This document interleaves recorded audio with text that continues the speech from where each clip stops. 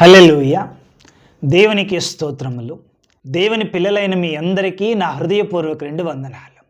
దేవుని అత్యున్నతమైన కృపను బట్టి బాప్తిస్మిచ్చి యోహాను యొక్క జీవిత చరిత్రను మనము నేటికి 14 భాగములుగా ధ్యానించాము.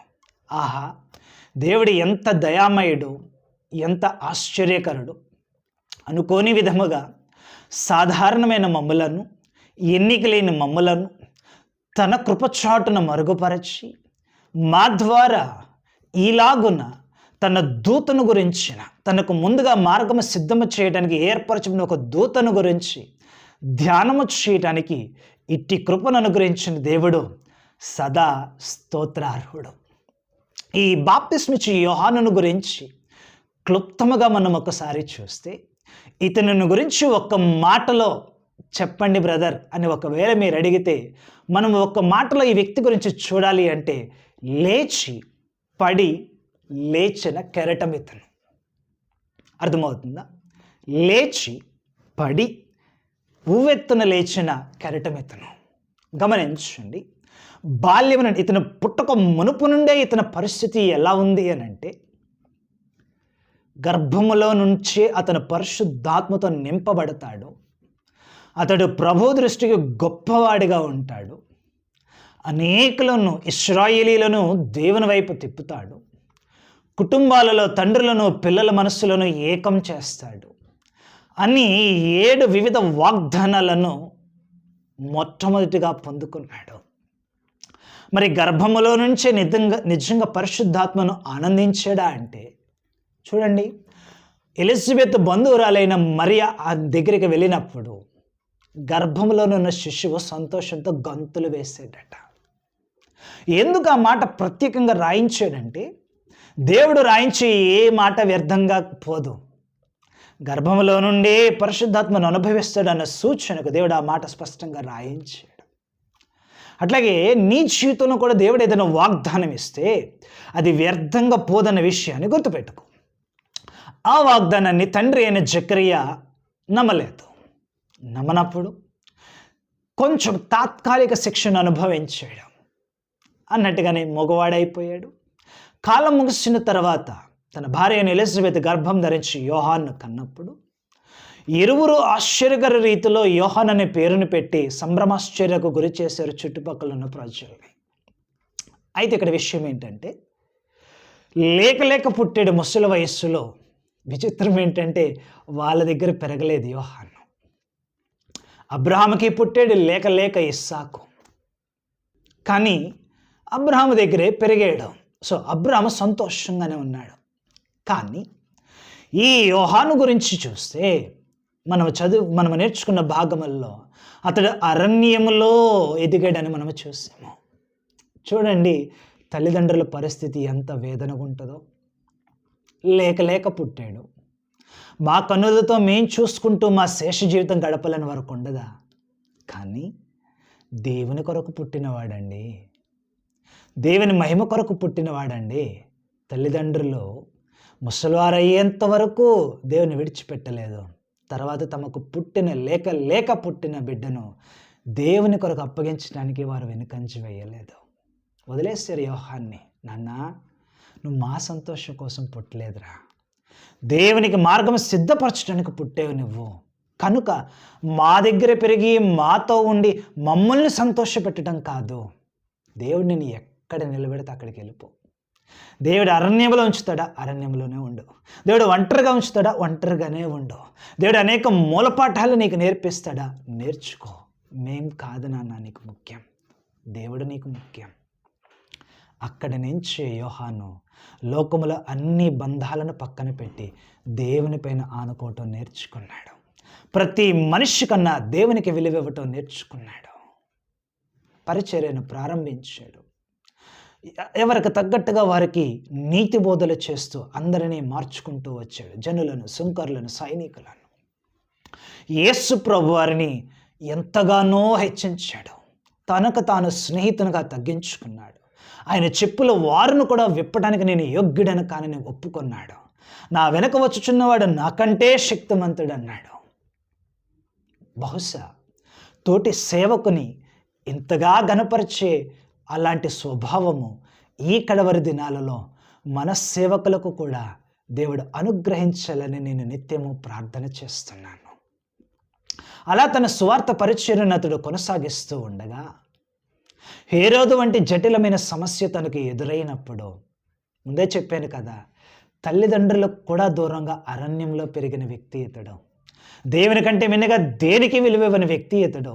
హేరోదు ఎంతండి? హేరోదుకు సైతం సూటిగా చెప్పేశాడు, హేరోదు నువ్వు చేస్తుంది తప్పు అని.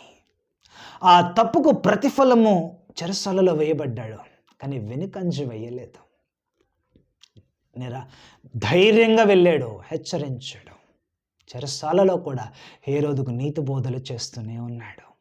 కానీ హేరోదు లోకమో కావాలి దేవుడో కావాలి అని స్థిరంగా ఉండలేదు. నువ్వు అట్లా లోకం దేవుడని తిరుగుతున్నావేమో, జాగ్రత్త. జకరియా కుమారుడైన ఈ యోహాను, ఏలియా ఆత్మ కలిగిన ఈ యోహాను చెరసాలలకు వెళ్ళిన తర్వాత కొంచెము బలహీనపడ్డాడు. యేసు ప్రభు వారిని నువ్వేనా అని అడిగాడు. యేసు ప్రభు వారు వెంటనే అతని అవిశ్వాసాన్ని తొలగించేలా కొన్ని ధైర్యపు మాటలు పలికారు. యోహాను సెట్ అయిపోయాడు.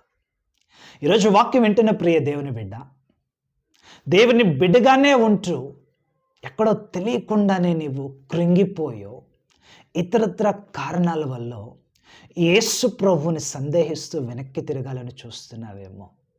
ఈరోజు దేవుడు నీతోనే మాట్లాడుతున్నాడు, విను, వెనక్కి తిరగద్దు. ఈరోజు నీకు అది రమ్యంగా మధురంగా కనిపించొచ్చేమో, కానీ అది నిత్య నాశనానికి నడిపిస్తుంది. యోహాన్ని బలపరచాడు. యోహాను సెట్ అయిపోయాడు. ఎంతలా సెట్ అయిపోయాడంటే యోహాను,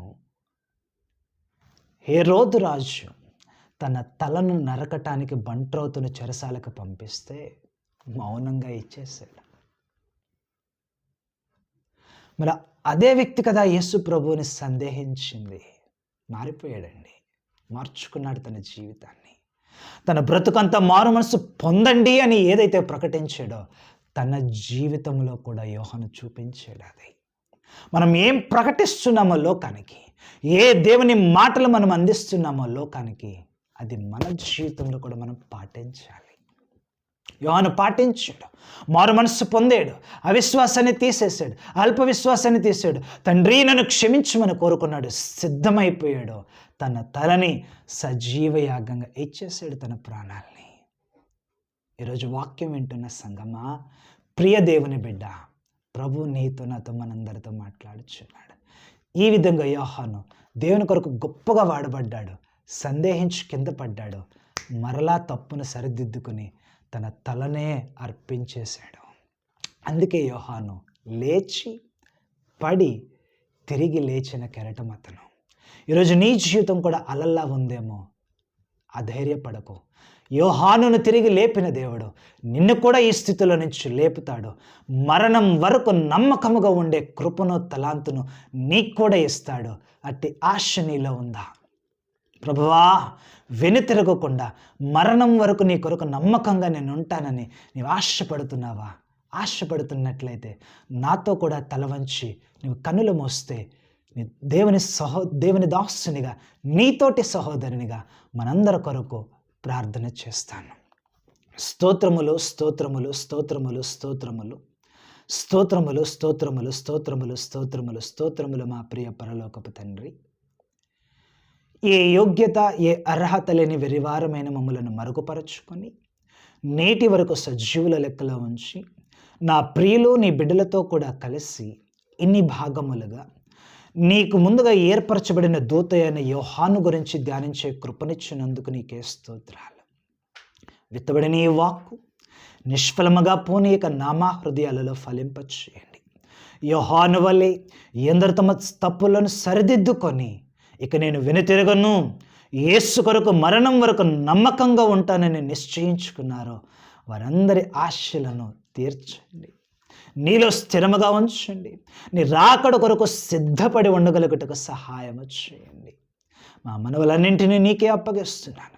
నీ రాకడ వరకు మేమందరము ఐక్యపరచబడి వాక్యములో ప్రభు ఎదగగలుగుటకు సహాయము చేయండి. మీరే నడిపించండి. ఘనత, మహిమ, ప్రభావములు మీకే చెల్లిస్తూ యేసు పేరిట అడుగుతున్నాము తండ్రి, ఆమేన్. చిన్న మనవి, ఇంతవరకు మనము బాప్తిస్మిచ్చి యోహాను జీవితాన్ని పరిశుద్ధ గ్రంథంలో నుంచి ధ్యానం చేశాం. దేవుని కృపను బట్టి ఇది ఈ పరిచర్యలో మొదటి వీడియో సిరీస్గా ఉందని ప్రభువును బట్టి అతిశయిస్తూ చెప్తున్నాం. ఇంత మాత్రమే కాదు, ఆయన రాకడ ఆలస్యమై ఆయన చిత్తమైతే ఆయన కృపను బట్టి, ఆయన ఇచ్చు జ్ఞానమును బట్టి అల్పులమైన మేము ఇటువంటివి మరెన్నో వాక్యపు వెలుగును మీకు అందించడానికి మేము ఆశపడుతూ ఉన్నాము. ప్రార్థన చేయండి. ఈ పరిచర్య దేవుని నామ మహిమ కొరకు, మా పేరు కోసం కాదు, మా గొప్పతనం కాదు, కేవలము దేవుడు మహిమపరచబడేలా, దేవుని రాజ్యము విస్తరించేలా, కృంగిన వారు ఆదరించబడేలా, కఠినులు కరిగిపోయేలా ఈ పరిచర్య భూదిగంతముల వరకు వ్యాప్తి చెందేలా మీ అనుదిన ప్రార్థనలో జ్ఞాపకం చేసుకోనండి. దేవుడు ఈ పరిచర్యను, దీన్ని వింటున్న మీ అందరి కుటుంబములను దీవించునుగాక. ఆమేన్.